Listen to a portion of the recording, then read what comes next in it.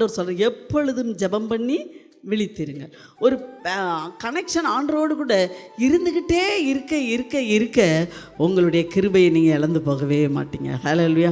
கனெக்ஷனை மட்டும் விட்டுறாதீங்க, உங்கள் கிருபை இழந்துருவீங்க.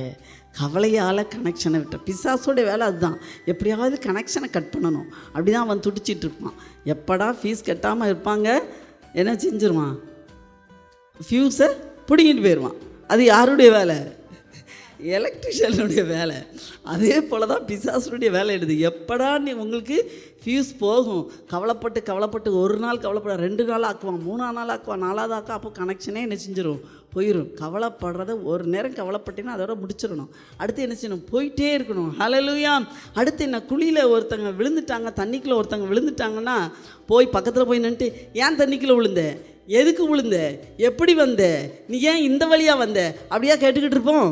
அப்படி கேட்டுக்கிட்டு இருக்க மாட்டோம். உடனே என்ன சொல்லுவோம், அதைப்படி இதைப்படி, இந்த கயிறப்படி, இதை பிடிச்சி ஏறு. முதல்ல என்ன செய்வோம், அதை ஏற்று. அதே போல் நமக்கு கவலைகள், பாரங்கள், பிரச்சனைகள் வந்து ஏன் வந்தது, ஏன் இந்த பிரச்சனை, எதுக்கு, அவள் அப்படி பேசிட்டா, இவள் இப்படி பேசிட்டா, அவளை நினச்சி இவளை நினச்சி அதை நினச்சி மாமாவை நினச்சி மருமகன் நினச்சி எப்படி எண்ணங்களை போட்டு ஓட்டி விடாதபடி அடுத்து என்ன செய்ய வேண்டும்? ஆண்டவரே, இதிலிருந்து இந்த கவலையை போக்க என்ன செய்ய வேண்டும், இதிலிருந்து நான் மேலே வர என்ன செய்ய வேண்டும், ஆண்டவரே இதுக்கு எனக்கு உதவி செய்யுங்க. நான் ஆண்டவரோடு கூட பேசிக்கிட்டே இருக்கணும். ஹல்லேலூயா. ஆண்டவரே, இவரை இப்படி மாற்றுங்க ஆண்டவரே, இந்த மகனை இப்படி மாற்றுங்க ஆண்டவரே, இந்த மகளை இப்படி மாற்றுங்க ஆண்டவரே, அவள் எனக்கு விரோதமாக பேசிட்டா, அவளை மனம் திரும்ப பண்ணுங்க ஆண்டவரே, அடுத்த தடவை வரும்போது என்கிட்ட பேசணும் ஆண்டவரே. இப்படி நீங்கள் என்ன செய்வீங்க, பாசிட்டிவாக போய்கிட்டே இருக்கணும். ஹல்லேலூயா.